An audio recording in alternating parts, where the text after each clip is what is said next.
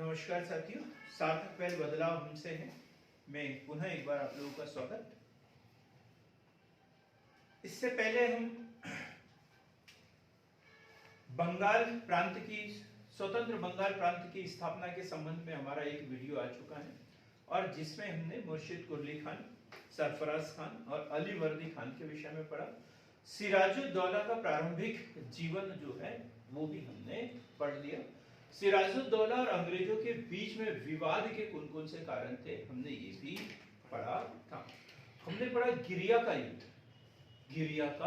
युद्ध 1740, 10 अप्रैल 1740 ये हुआ था सरफराज खान और अली वर्दी खान के बीच में। अली वर्दी खान ने सरफराज खान की हत्या कर दी।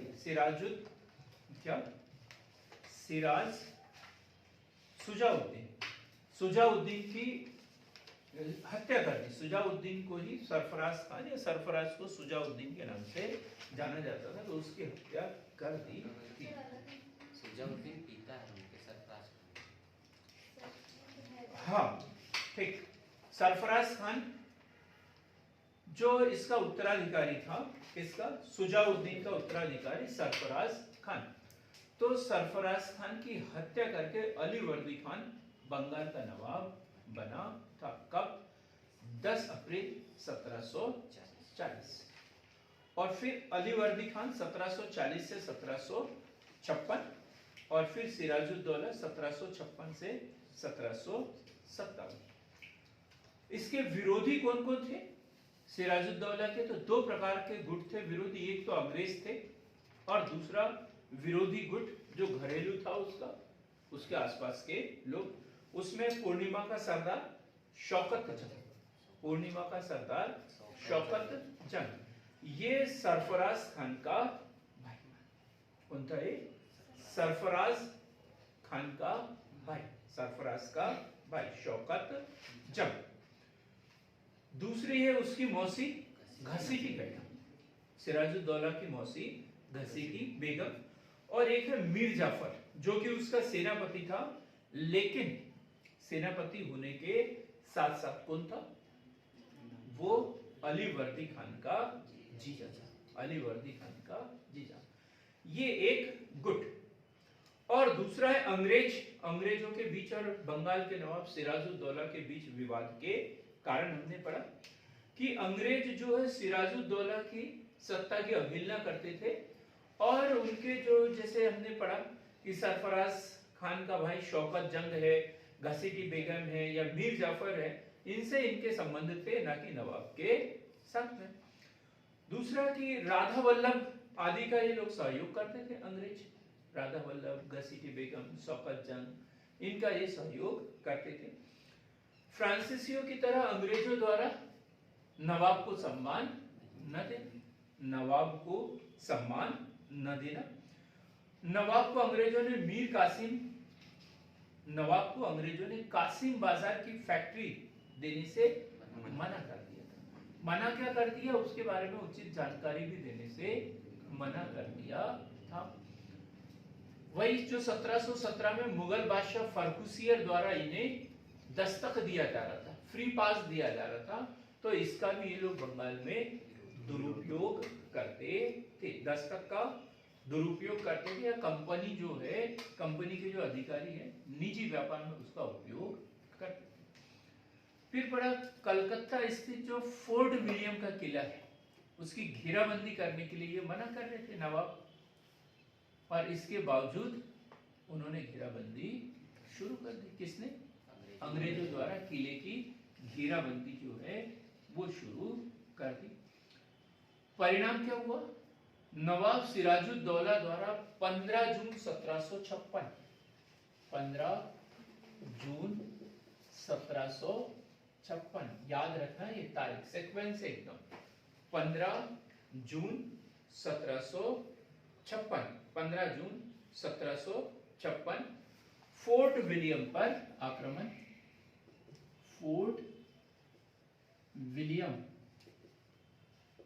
पर आक्रमण, ये कलकत्ता स्थित अंग्रेजों का किला था और इसके द्वारा सिराजुद्दौला ने उसके ऊपर आक्रमण कर दिया।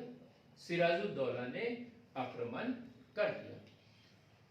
और साथ ही क्या हुआ, वहां पे एक अंग्रेज सेनापति था हॉलवेल। अंग्रेज सेनापति कौन? हॉलवेल। और उसने आत्मसमर्पण कर दिया। अंग्रेज सेना की पराजय, अंग्रेज सेना की पराजय और हॉलवेल द्वारा आत्मसमर्पण कर दिया। अंग्रेज सेनापति हॉलवेल द्वारा आत्मसमर्पण कर दिया गया। अब क्या होता है? ब्लैक होल की घटना। इसके बाद ब्लैक होल की घटना, इसके बाद क्या हुई? ब्लैक होल की घटना। ब्लैक होल की घटना, ब्लैक होल की घटना क्या है? फोर्ट विलियम किले का जैसे ही पतन हुआ, 146 अंग्रेज 146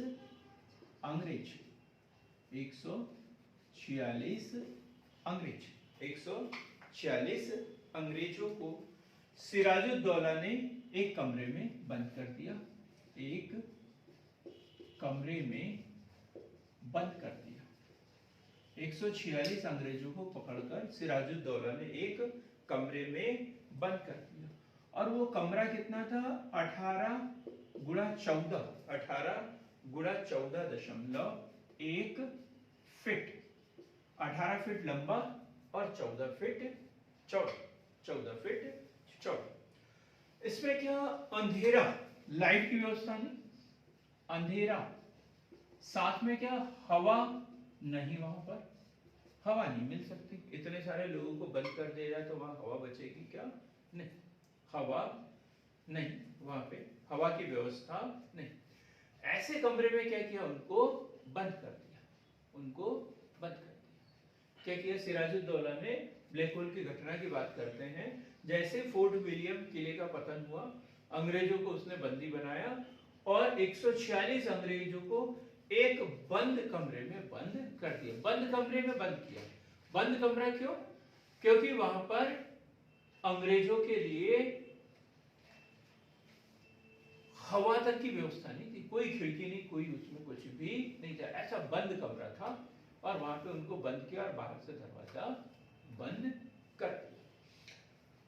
अंधेरा था वहां पे। गर्मी के दिनों में घुटन के कारण, गर्मी के दिनों में घुटन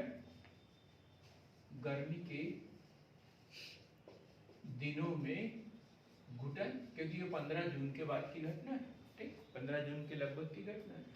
तो गर्मी के दिनों में घुटन, मात्र 23 व्यक्ति ही जिंदा बचे। 23 व्यक्ति ही जिंदा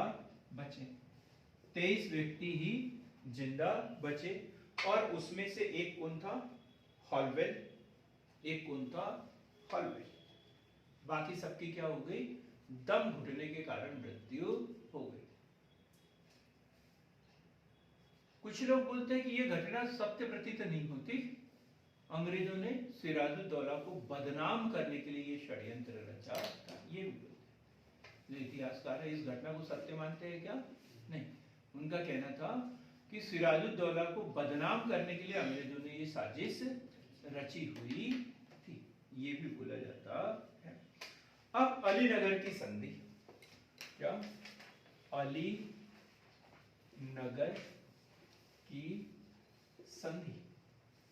अलीनगर की संधि 9 फरवरी 1657।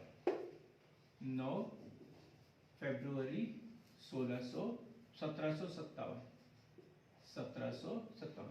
ये ब्लैक होल की घटना, इसकी तारीख है 20 जून 1756। 20 जून 1756 तारीख नोट कर, 20 जून 1756। और अलीनगर की संधि कब? 7 फरवरी 1757। किसके विरुद्ध? नवाब कौन? बंगाल का नवाब सिराजुद्दौला। बंगाल का नवाब सिराजुद्दौला, और अंग्रेज बंगाल का गवर्नर, अंग्रेज कौन? क्लाइव, लॉर्ड क्लाइव जिसे कहते हैं, क्लाइव, अंग्रेज क्लाइव, ये बंगाल का गवर्नर था। अभी गवर्नर जनरल नहीं बना, कौन था ये? बंगाल का गवर्नर था, बंगाल का गवर्नर। 1833 में गवर्नर जनरल बनता है। अभी कौन चल रहा है यहाँ पे? गवर्नर। तो ये कौन था? बंगाल का गवर्नर, अंग्रेज क्लाइव। अब क्लाइव की यदि हम बात करें, अलीनगर की संधि 9 फरवरी 1757, तो इसमें सिराजुद्दौला ने अंग्रेजों की शर्तें मानी। अंग्रेजों को, सिराजुद्दौला को ऐसा लगा कि कहीं ये ब्लैक होल की घटना जो है उसको थोड़ा सा दोष लग रहा था कि मेरे से कोई गलती हो गई हो और अंग्रेज मेरे ऊपर हावी हो सकते हैं। तो इसलिए उसने क्या किया? अंग्रेजों से संधि करना उचित समझा, अंग्रेजों से संधि करना उचित समझा। और क्या किया उसने? कलकत्ता की घटना का, अब हम देख रहे हैं ये क्लाइव का, कलकत्ता की घटना का बदला, कलकत्ता की घटना का बदला लेने के लिए, बदला लेने के लिए, बदला लेने के लिए स्थल मार्ग से, स्थल मार्ग से क्लाइव, क्लाइव व जल मार्ग से कौन? जल मार्ग से वाटसन, कौन आ गया वहां पर? वाटसन। ठीक। तो कलकत्ता की घटना का बदला लेने के लिए स्थल मार्ग से क्लाइव और जल मार्ग से वाटसन, स्थल मार्ग से क्लाइव और जल मार्ग से वाटसन वहां पर पहुंचे, वाटसन वहां पर पहुंचे। अंग्रेजों ने और दूसरी चाल की। क्या करते थे अंग्रेज? संधि, है ना? अंग्रेजों ने जो अलीवर्दी खान से पहले, किसके समय कौन था? अलीवर्दी खान के पहले सरफराज, सरफराज के पहले सुजाउद्दीन। तो सुजाउद्दीन के समय में एक सूची बनाई थी उसने, है?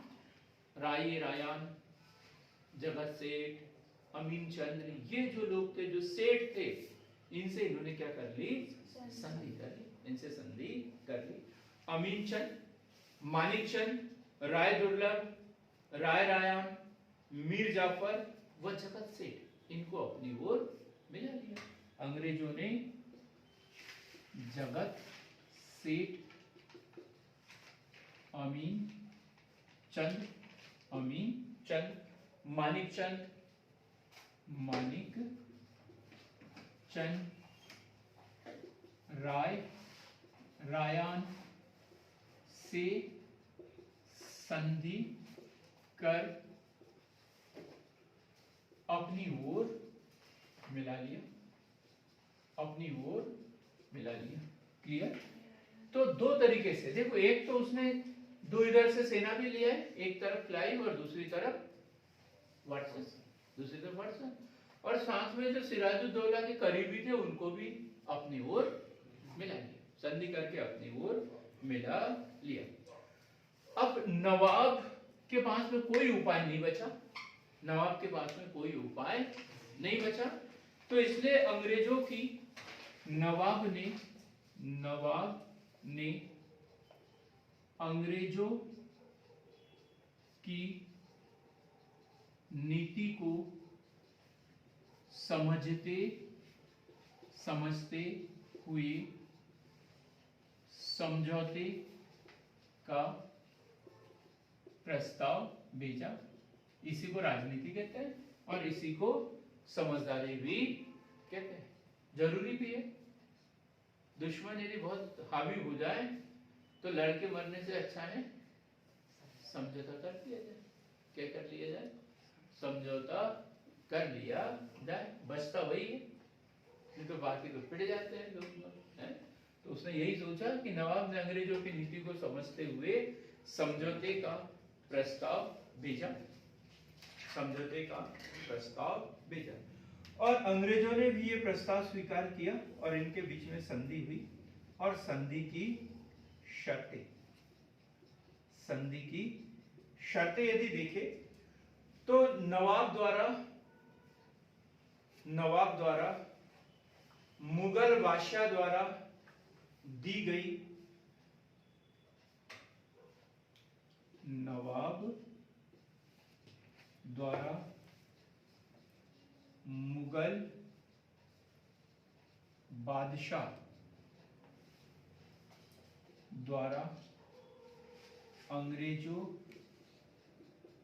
को कब 1717 में दी गई सभी सुविधाएं मान ली। सभी सुविधाएं मान ली कि जो मुगल बादशाह ने जो आपको दस्तक दी थी वो हम भी मानने को तैयार हैं। हमारे राज्य में भी उन सभी सुविधाओं का लाभ उठाते रहे। पहली बात क्लियर हो गई ना। जो नवाब है, बंगाल के नवाब ने ये बोला कि तुम्हें जो मुगल बादशाह ने दस्तक दी उसकी सुविधाओं का लाभ तुम उठाते रहो, फ्री पास व्यापार करते रहो। पहली बात तो ये। नवाब द्वारा अंग्रेजों की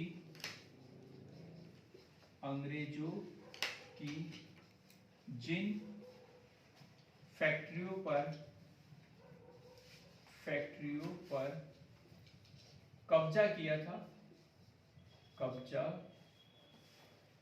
जिन फैक्ट्रियों पर कब्जा किया था वह वापस कर दी, वो भी वापस कर दी। जैसे फोर्ट विलियम है, इन कंपनियों पे, इन फैक्ट्रियों पे कब्जा कर लिया था नवाब ने।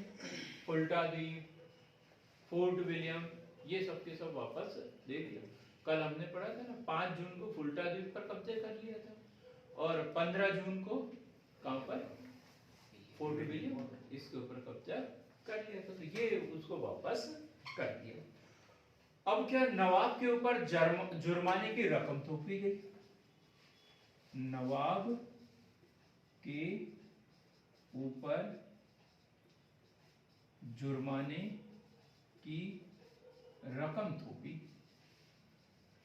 बोले कि भाई हम तो लड़ने के लिए आ रहे थे, हमें इतनी दूर से सेना बुलाना पड़ा, तो इसका खर्च तो तुम्हें देना पड़ेगा। जैसे मित्र लोग बोलते हैं ना, हम लोग बोलते हैं, वो बोलते हैं चाय पी लो, हम मना कर देते हैं, बोले चाय पीना हो या पीना हो तो पियो, नहीं तो मत पियो, पैसे तो देना पड़ेगा, है ना, क्योंकि दुकान पे आए हैं।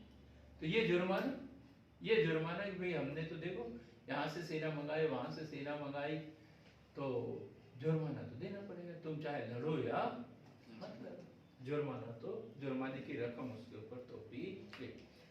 अंग्रेजों को सिक्का ढालने की टकसाल खोलने और कलकत्ता में किलेबंदी का अधिकार भी दिया। अंग्रेजों को कलकत्ता में टकसाल खोलने की अनुमति और साथ ही क्या, कलकत्ता के फोर्ट विलियम किले की घेराबंदी करने की भी अनुमति दे दी। एक तो टकसाल भी खोल लो कलकत्ता में, सिक्के बनाओ वहां पे, और साथ में तुम चाहे तो घेराबंदी भी कर सकते हो, वहां पे अपना सैन्य संचालन जैसा चाहे वैसा कर सकते हो। तो ये चारों शर्तें तो नवाब ने उनकी मान ली, ठीक। और अंग्रेजों ने अपनी पहली टकसाल कहां खोली थी, अनुमति कहां मिली उनको, कलकत्ता में। तो कहां खोलेंगे वो, कलकत्ता में। क्वेश्चन बन सकता है कि अंग्रेजों की पहली टकसाल जो है 19 अगस्त 1757 कलकत्ता में, 19 अगस्त 1757 कलकत्ता में। अब इतना सब कुछ होने के बावजूद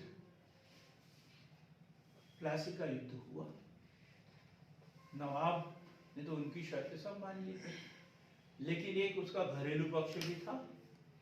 मीर जाफर को क्या बनना था? नवाब। मीर जाफर नवाब बना क्या अभी? नहीं।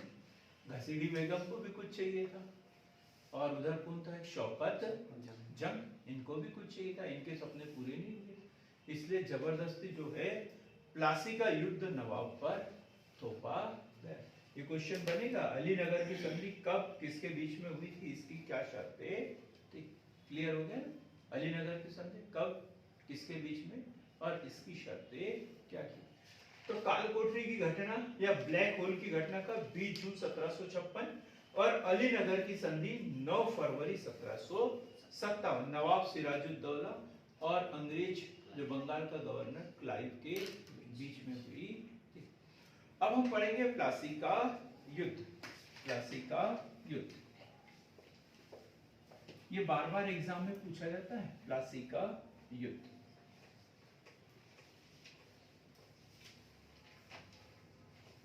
तेईस जून 1757 अंग्रेजों और बंगाल के नवाब के बीच प्लासी का युद्ध 23 जून 1757 किस किस के बीच में? बंगाल का नवाब सिराजुद्दौला व अंग्रेज, और अंग्रेजों में भी कौन? क्लाइव के बीच कब? 23 जून 1757। कहां पर है ये प्लासी? प्लासी कहां पर है?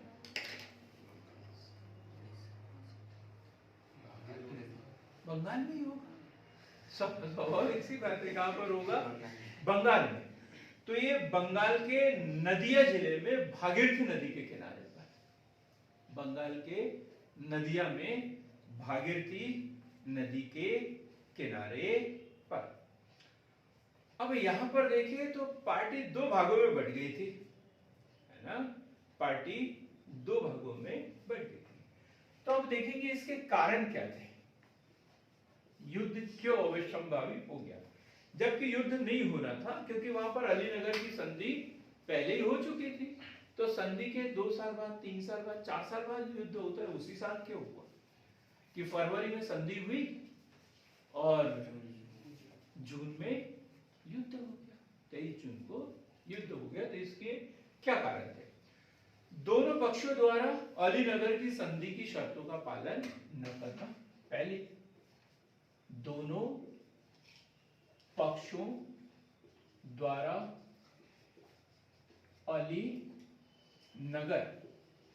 अलीनगर की संधि की शर्तों का पालन न करना।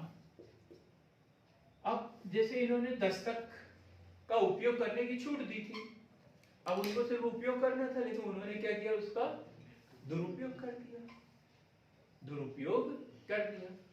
फिर जब वो कलकत्ता के किले की घेराबंदी करते थे तो सिराजुद्दौला जो है उनके ऊपर आपत्ति लगा देते थे। तो दोनों जो है वो इन शर्तों का पालन नहीं कर रहे, दोनों इन शर्तों का पालन नहीं कर रहे थे। क्लियर हो गई? नवाब द्वारा भी और अंग्रेजों द्वारा भी अलीनगर की संधि की शर्तों का पालन न करना। दूसरा यदि देखें, गुप्त रूप से क्लाइव ने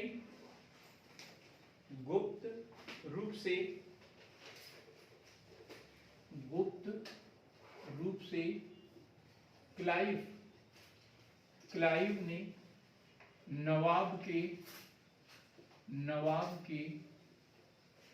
विरोधियों से समझौता कर लेना। गुप्त रूप से क्लाइव ने नवाब के विरोधियों से समझौता कर लेना। जो नवाब के विरोधी कौन थे? शौकत जंग और घसीटी बेगम। मीर जाफर से उसने समझौता कर लिया कि हम तुम्हें नवाब बना देंगे करके। अब क्या हुआ, तीसरा पॉइंट और एक, जो नवाब था अंग्रेजों से संधि की, उसके बावजूद उनके फ्रांसीसियों से जो वार्तालाप होता था वो अनवरत जारी रहा। और क्लाइव के लिए ये ऐसा लगा कि हमारे साथ में धोखा हो रहा है। क्लाइव को क्या लगा कि हमारे विरुद्ध कोई साजिश रची जा रही है। तो क्या क्लाइव ने नवाब सिराजुद्दौला और क्लाइव ने नवाब सिराजुद्दौला व फ्रांसीसियों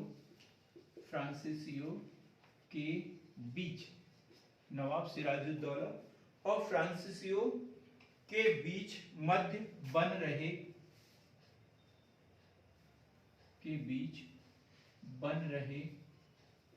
संबंधों का विरोध करते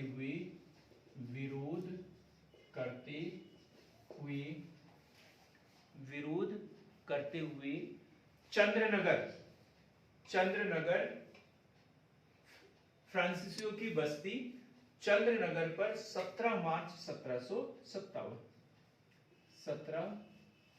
मार्च 1757 को फ्रांसीसियों की बस्ती चंद्रनगर पर आक्रमण करना, अधिकार कर लेना। ये भी एक महत्वपूर्ण कारण था कि नवाब सिराजुद्दौला और फ्रांसीसियों के बीच जो मधुर संबंध थे और एक क्लाइव को अच्छा नहीं लगा और उसने क्या किया, फ्रांसीसियों की बस्ती चंद्रनगर पर आक्रमण करके उस पर अधिकार कर लिया। और ये 2-3 कारण थे जिसके कारण युद्ध होना अवश्यंभावी हो गया। अब युद्ध की परिस्थितियां देखें तो अंग्रेज, 2 पार्टियां हो गई यहां पर, एक नवाब और दूसरा कौन, अंग्रेज। अब अंग्रेजों के पास में कौन कौन चले गए, जितने भी इधर के लोग थे, सिराजुद्दौला के गुट के थे, वो कहां चले गए, अंग्रेजों के साथ। एक है मानिकचंद, सेठ मानिकचंद, जगत सेठ, अमीर चंद, ये व्यापारी था, घसीटी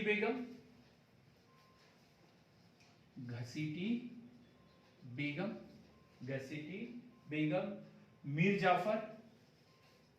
मीर जाफर और राय दुर्लभ। ये सब के सब कहां चले गए, अंग्रेजों के साथ, जबकि थे कौन, ये सिराजुद्दौला के लोग। ये सब अंग्रेजों से जाके मिल गए। अब अंग्रेजों के पास कौन बचा, नवाब के पास में एक नवाब मीर मदान, ये नाम अक्सर पूछा जाता है, मीर मदान, और एक है मोहनलाल। ये 2 लोग भर नवाब के पास में बचे हुए थे। तो 23 जून 1757 ईस्वी, घटना कब की है ये, 23 जून 1757, मुर्शिदाबाद से 22 मील दूर दक्षिण में, 22 मील दूर कहां, दक्षिण में कौन सा शहर, प्लासी कहां पर, पल्लवी, बंगाल में है, नदिया जिले में। कौन सी नदी, भागीरथी नदी के तट पर। तो वहां प्लासी मुर्शिदाबाद से कितना दूर, 22 मील दूर। प्लासी के युद्ध में जब सेनाएं आमने सामने हुई तो क्या हुआ? अब मैं कौन हूं? नवाब हूं मीर जाफर। और आप कौन है? मेरे सहयोगी है।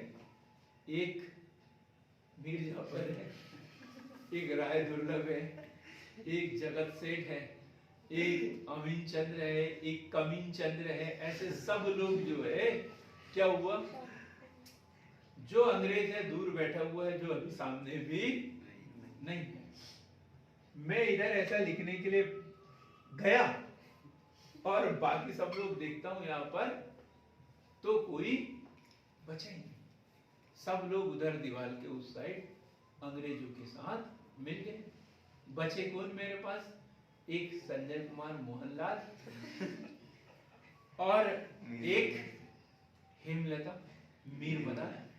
दो लोग रह गए और बाकी सब के सब विरोधी गुट में चले गए। जिसके ऊपर मैं सबसे ज्यादा भरोसा करता था, वो लोग तो क्या कर रहे थे मालूम है? एक पेड़ के नीचे जाके बैठ गए, मैदान में भी नहीं गए। बोले धूप है, अभी 12 बज रहा है, और वो एक पेड़ के नीचे, आम के पेड़ के नीचे जाके बैठ गए और वही ठंडा पानी पी के सो गए। मैदान में ही नहीं गए। कौन?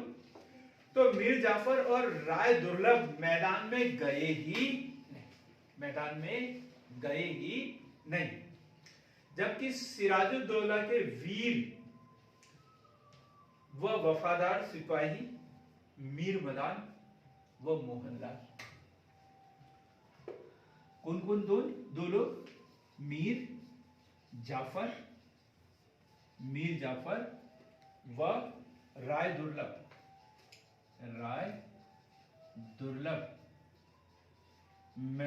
मैदान मतलब घुड़सवारी का नहीं, युद्ध का मैदान। युद्ध के मैदान में गए ही नहीं। और दो लोग कौन?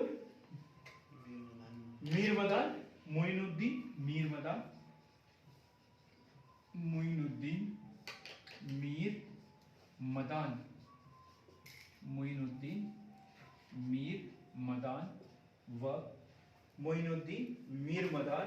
व मोहनलाल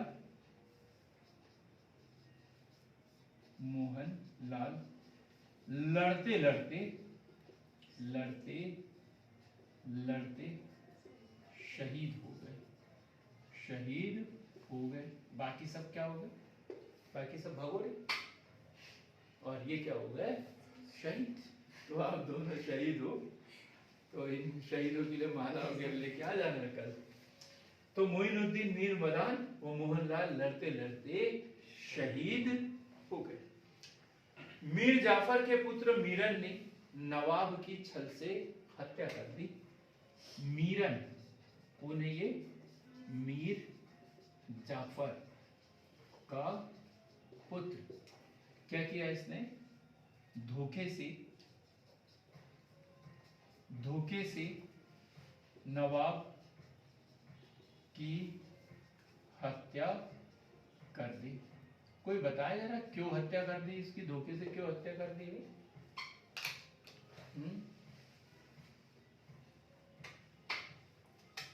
मीर जाफर उनके पिताजी थे, उनको उत्तराधिकार के लिए। उसको मालूम था कि ये नवाब तो समझौता कर लेगा और अंग्रेज भी समझौता कर लेंगे, लेकिन मेरे पिता नवाब नहीं बन पाएंगे। मेरे पिता नवाब तभी बनेंगे जब इनकी हत्या होगी, ये नहीं रहेगा। तो उसको मारना बहुत जरूरी था, नहीं तो अंग्रेज तो कहीं भी समझौता कर लेते, अपना फायदा देखते थे। मीर जाफर के पास तो कुछ था ही नहीं। जो कुछ था वो किसके पास था? नवाब के पास में था। तो उन्होंने क्या किया? नवाब की हत्या कर दी। धोखे से नवाब की हत्या कर दी। घटना बड़ी छोटी सी थी। प्लासी का युद्ध कोई युद्ध था ही नहीं। प्लासी का युद्ध कोई युद्ध था क्या? नहीं, क्योंकि जो बड़े बड़े योद्धा थे वो तो आम के पेड़ के नीचे बैठे थे। तो कोई युद्ध स्थल पे कोई युद्ध ये लड़ा ही नहीं गया था। घटना छोटी सी थी लेकिन इस युद्ध के परिणाम जो हुए बड़े युगांतकारी हुए।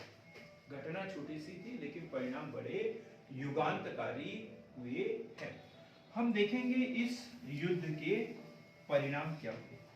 इस युद्ध के परिणाम,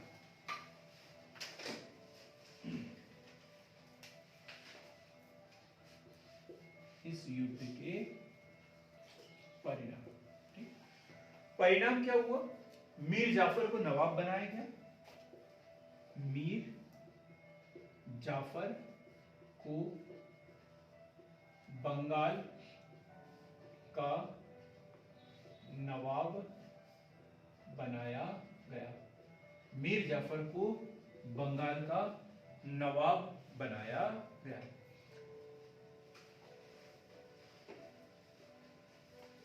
भारत का नैतिक व आर्थिक शोषण हुआ। भारत का नैतिक व आर्थिक शोषण, नैतिक व आर्थिक शोषण। राजनीतिक दृष्टि से, राजनीतिक दृष्टि से, राजनीतिक दृष्टि से बंगाल के नवाब का कंपनी के अधिकारियों पर नियंत्रण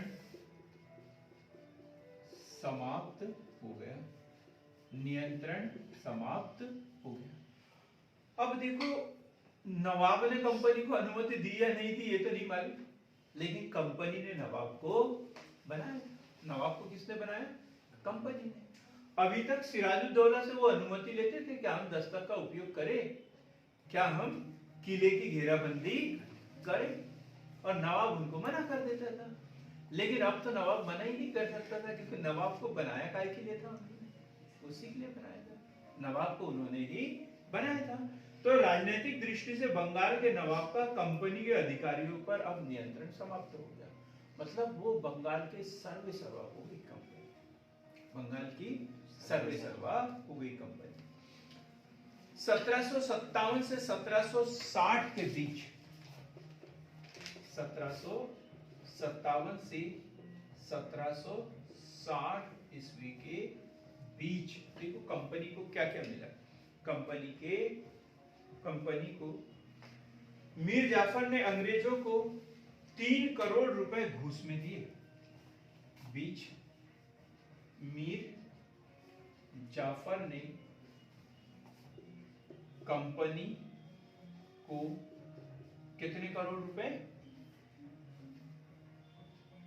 3 करोड़ रुपए घूस के रूप में दिए। 3 करोड़ रुपए घूस के रूप में दिए। क्या? 1757 से 1760, 4 साल के अंदर, 57, 58, 59, 4 साल के अंदर मीर जाफर ने कंपनी को 3 करोड़ रुपए घूस के रूप में दी। और क्षतिपूर्ति देखो, युद्ध की क्षतिपूर्ति। अब अंग्रेजों की यही तो चाल थी। और युद्ध की क्षतिपूर्ति, जैसे युद्ध न किया हो, उन्होंने कोई एहसान किया हो। युद्ध की क्षतिपूर्ति के रूप में 37,70,833 पाउंड, 37,70,870 पाउंड, 37, यह 70 है, 77 लिख दिया मैंने, 37, 70, 800,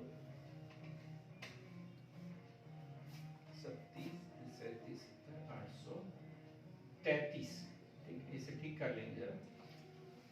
तो 37,70,833 पाउंड की राशि दी गई।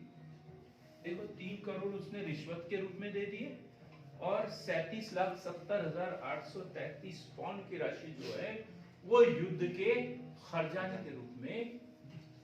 अब हम बात कर रहे हैं कब की? 1757 ईस्वी की, आज से लगभग कितने साल पहले?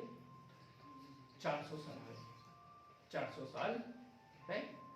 तो इतने साल पहले सोचो आप मुद्रा की वैल्यू क्या रही होगी? 1 करोड़ रुपए में तो पूरे मध्य प्रदेश की आय नहीं होगी इतनी, उस समय इतनी राशि उन्होंने दी थी। तो क्या बंगाल अब धनी प्रांत बचेगा? कल हमने पढ़ा कि बंगाल उस समय का सबसे समृद्ध प्रांत था, विस्तृत प्रांत था, बड़ा प्रांत था, लेकिन अब वहां पर कुछ नहीं, खजाना क्या हो गया? खाली। बंगाल के धन से कंपनी, बंगाल के धन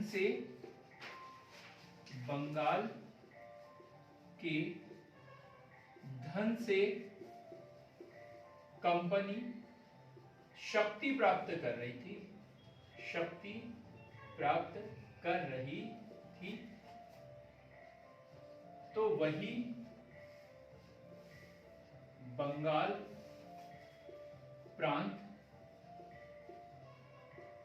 कंगाल होते चला गया। बंगाल और कंगाल, पहले बंगाल था, अब क्या हो गया? कंगाल। कि मतलब शोषण हो रहा था वहां पे, अंग्रेजों के आय के स्रोत बढ़ते चले गए और बंगाल के नवाब के आय के स्रोत एकदम ही कम होते चले गए। यह युद्ध इतना महत्वपूर्ण था कि अलग अलग व्यक्तियों ने इसको अलग अलग रूप से संबोधित किया। जैसे JN सरकार क्या बोलते हैं इस युद्ध को? JN सरकार ने बोला 23 जून 1757 की घटना ही 23 जून 1757 की घटना ही मुगल काल के पतन व आधुनिक काल की विभाजन रेखा निर्धारित करती है। मुगल काल के पतन व आधुनिक काल के विभाजन रेखा निर्धारित करती है। क्लियर एकदम? किसका कथन है ये? JN सरकार। KM पणिक्कर क्या बोलते हैं? KM पणिक्कर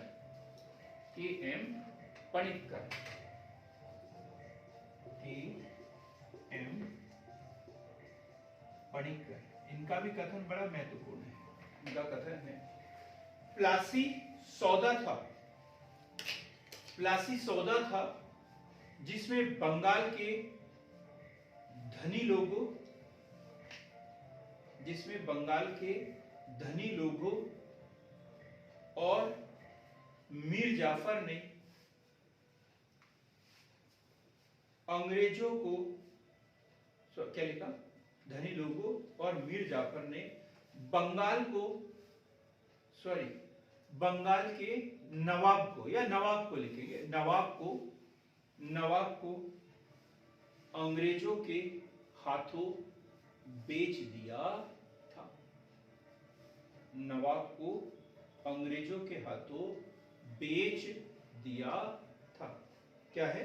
KM पणिक्कर का कथन, प्लासी सौदा था जिसमें बंगाल के धनी लोगों और मीर जाफर ने नवाब को अंग्रेजों के हाथों बेच दिया था।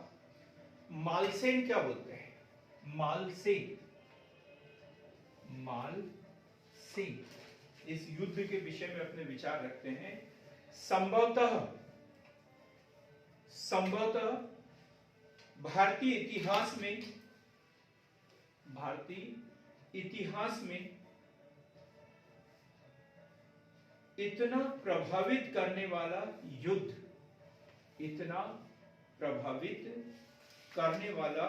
युद्ध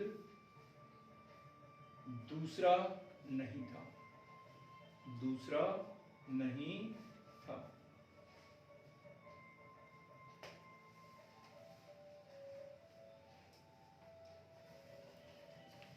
क्लियर हो गया? तो तो ये प्लासी एक छोटी सी घटना, लेकिन इसके परिणाम कैसे हुए, बहुत ही दूरगामी हुए। ये मान के चले कि 1757 से 1857 और 1857 से 1947, हम बोलते हैं कि अंग्रेजों ने कितने वर्ष तक भारत पे शासन किया, लगभग 200 वर्ष। अंग्रेज भारत में कब आए थे, 1604 में। तो भारत में वास्तविक जो उनका शासन स्थापित हुआ वो कब हुआ, 1757 में प्लासी के युद्ध के बाद। इसलिए तो हम बोलते हैं, बिना पढ़े हुए बोलते हैं ना, अंग्रेजों ने लगभग 200 वर्षों तक भारत में शासन किया। तो कितना मतलब दीर्घकालीन प्रभावकारी ये युद्ध साबित हुआ। इसमें सिर्फ जो नवाब की पराजय नहीं हुई, इसमें पूरे भारत की पराजय हुई। मुगल साम्राज्य का पतन वास्तव में 1707 में नहीं हुआ था, जब औरंगजेब की मृत्यु हुई थी। वास्तव में मुगल साम्राज्य का पतन कब हुआ था, जब 1757 में प्लासी के युद्ध में बंगाल के नवाब सिराजुद्दौला की पराजय हुई थी। क्लियर हुआ ये युद्ध। तो क्या पढ़ा हमने आज, कालकोठरी की घटना, अलीनगर की संधि, प्लासी का युद्ध और उसके परिणाम। अगला जो वीडियो होगा वो होगा बक्सर का युद्ध, बक्सर का युद्ध। तो हमारे साथ में बने रहिए, हमारे चैनल को लाइक शेयर और सब्सक्राइब अवश्य करें। तब तक के लिए धन्यवाद।